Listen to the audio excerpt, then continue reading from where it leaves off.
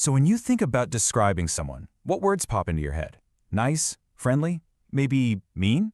Yeah, those are a start. But what if we could get way more accurate, way more powerful, and really paint a crystal clear picture of who they are? That's what we're going to do. Move past the simple stuff and learn how to really capture a person's essence with our words.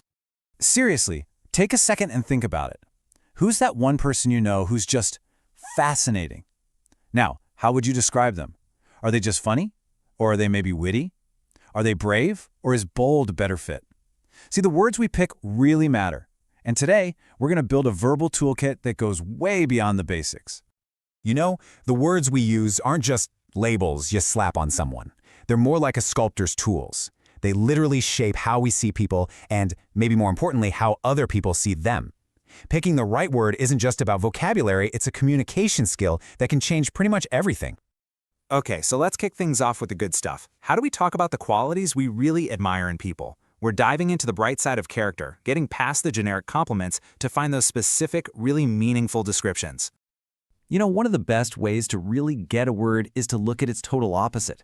So you've got generous on one hand, someone who's happy to give their time or money, and then on the other hand, you have tight-fisted, someone who, holds on to everything. That huge difference between them makes the meaning of generous pop, doesn't it? It becomes super clear. And kindness, it's not just one single thing. It's really more like a whole spectrum. Someone might be caring, which is all about concern for others. Or they could be helpful in a practical way, with a specific task. Maybe they're sensitive to your feelings or sympathetic when you're going through a tough time. Each one of these words adds a totally unique layer to that simple idea of just being nice. So let's zoom in on caring for a second.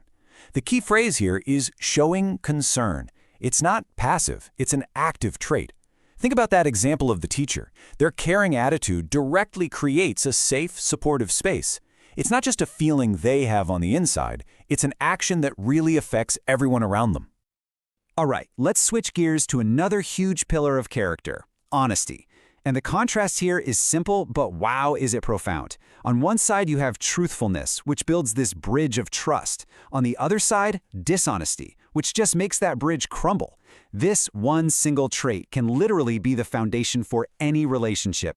And just like we saw with kindness, honesty is really the starting point for so many other great qualities. Being sincere, that's about genuine feeling.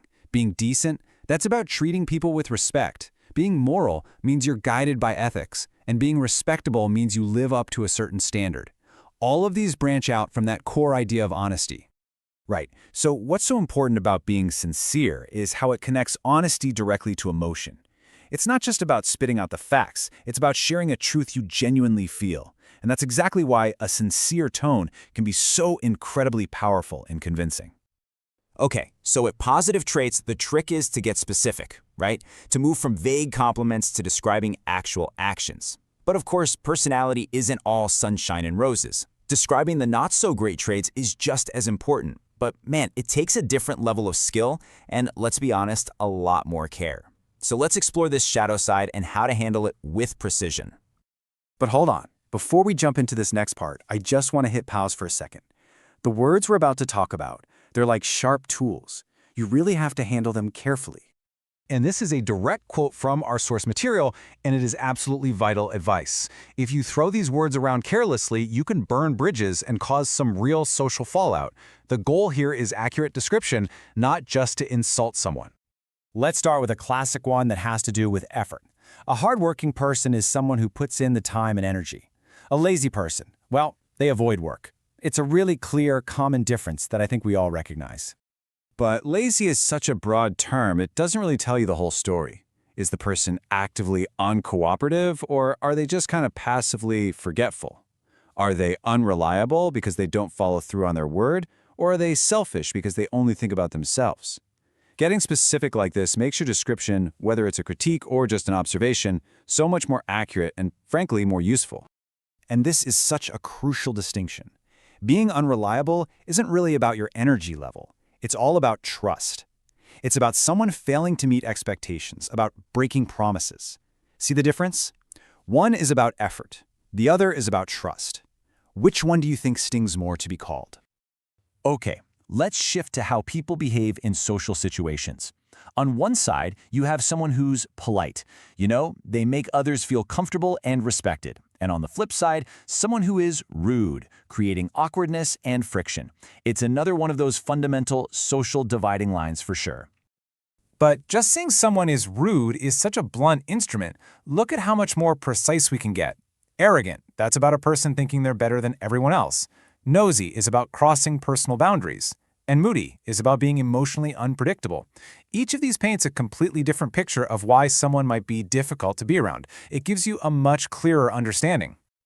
All right, now we're getting to the expert level. Some words aren't really positive or negative on their own. Their meaning changes completely depending on the situation. This is where context is absolutely everything. Let's take the term strong-willed. On the surface, that sounds pretty good, right? It makes you think of determination, of someone who sticks to their guns. But let's see how that can actually play out. And this table just shows that contrast perfectly.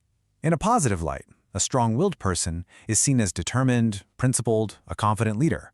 But in a negative context, suddenly they're stubborn, inflexible, and just difficult to work with. It's the exact same trait, but two totally different perceptions. It all just depends on the situation. This example really nails the positive side. During negotiations, being strong-willed isn't a flaw at all. It's a critical asset that protects the team. In this case, it's a synonym for strength.